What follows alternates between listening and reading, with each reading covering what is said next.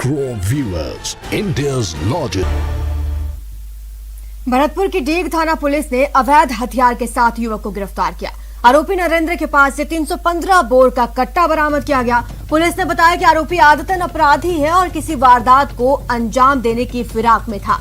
मुखबिर की सूचना पर नाकाबंदी की गई और नाकाबंदी के दौरान हुलिये के आधार पर युवक की पहचान कर उसे गिरफ्तार कर लिया गया।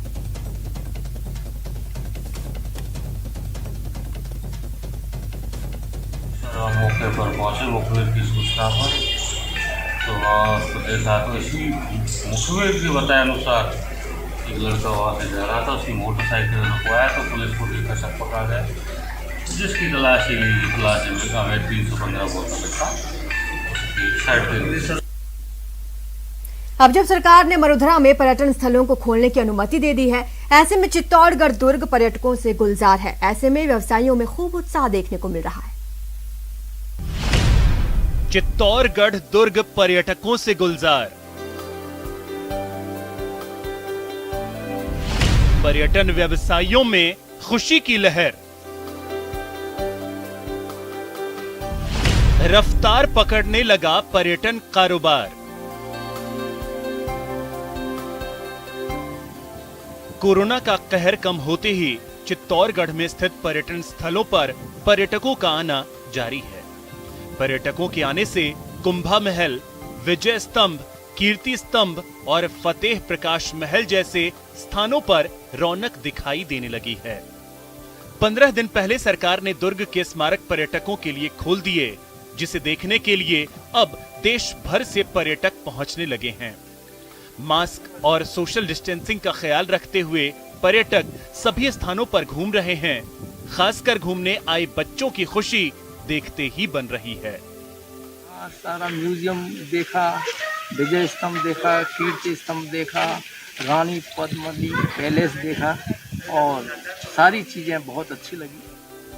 ऐतिहासिक दुर्ग देखने के लिए पर्यटकों के आने से कई महीने से बेरोजगार बैठे फोटोग्राफर, फैंसी ड्रेस विक्रेता, गाइड और हैंडीक्राफ्ट व्यवसाय से जुड़े कामगार काफी खुश हैं।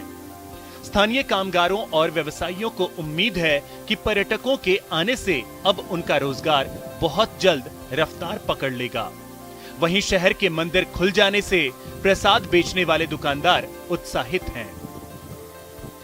पर्यटक अच्छे चलने लग जाए तो हमारा भी रोजगार बढ़ जाए और पर्यटक अच्छा आवे तो हम भी थोड़ा काम वगैरह सही लाइन से चले। हमारा धीरे धीरे पर्यटकों की आवाजाही इस किले के ऊपर बढ़ी है। तो अभी कुछ दिन पहले ही राज्य सरकार ने मंदिर खोलने का भी आदेश दे दिया है।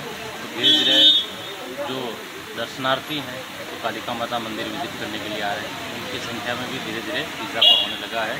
अभी वर्तमान में जो है पर्यटक गुजरात से, महाराष्ट्र से आना धीरे धीरे। पिछले 2 वर्षों से कोरोना की वजह से दुर्ग लंबे समय तक बंद रहा, जिससे स्थानीय पर्यटन व्यवसायियों के सामने भूखे मरने की नौबत आ गई थी।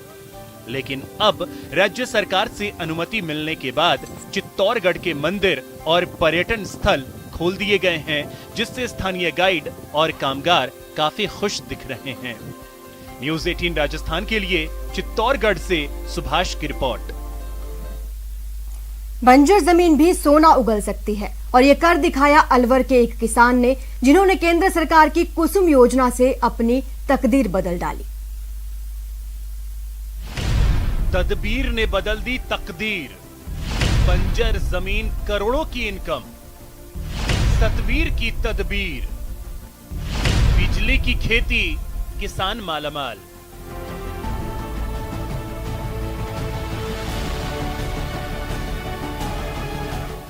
किसान अगर चाहे तो बंजर जमीन से भी मालामाल हो सकता है।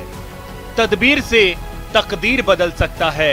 जी हां, अलवर के किसान सतबीर ने ऐसा ही किया। केंद्र की कुसुम योजना का फायदा उठाकर अपने बंजर जमीन पर 2 मेगावाट का सोलर पैनल लगवाया। अब सतवीर सोलर प्लांट से पैदा होने वाली बिजली की सप्लाई विद्युत निगम को कर रहा है और हर रोज 35 से 40 हजार रुपए की कमाई कर रहा है।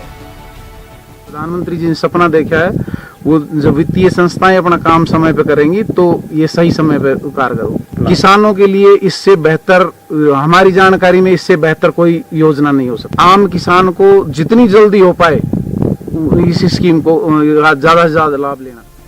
आइए अब आपको बताते हैं सतबीर को सोलर प्लांट लगाने में कितना खर्च आया और इससे सालाना कितना इनकम होगा।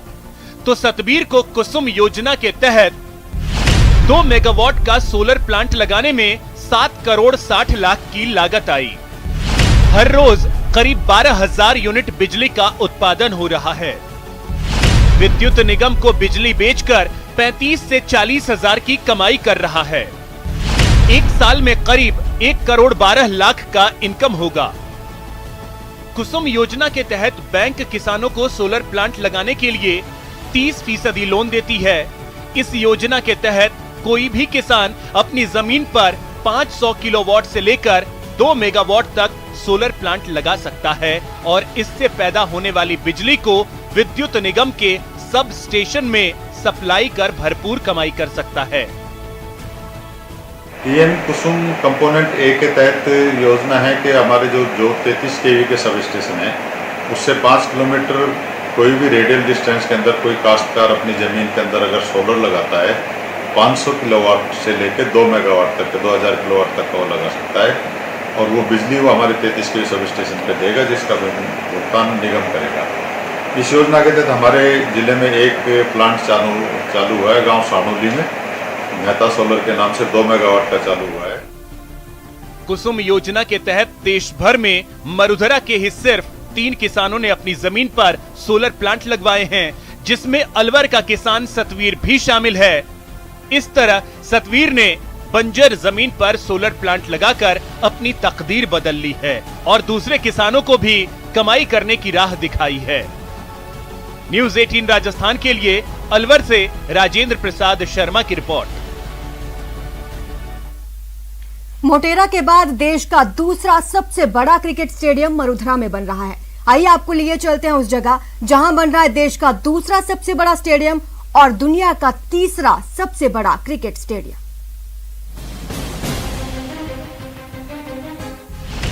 पहला मोटेरा, दूसरा म्हारा। देश का दूसरा सबसे बड़ा स्टेडियम चौंप गांव में बनेगा। स्टेडियम चौंप में होगी चकाचौंध।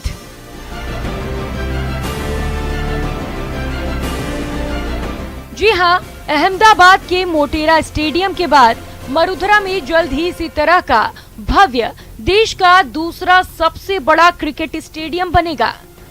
आरसीए को स्टेडियम की जमीन का पट्टा मिल चुका है। अब 2 से 3 महीने में स्टेडियम बनना शुरू होगा।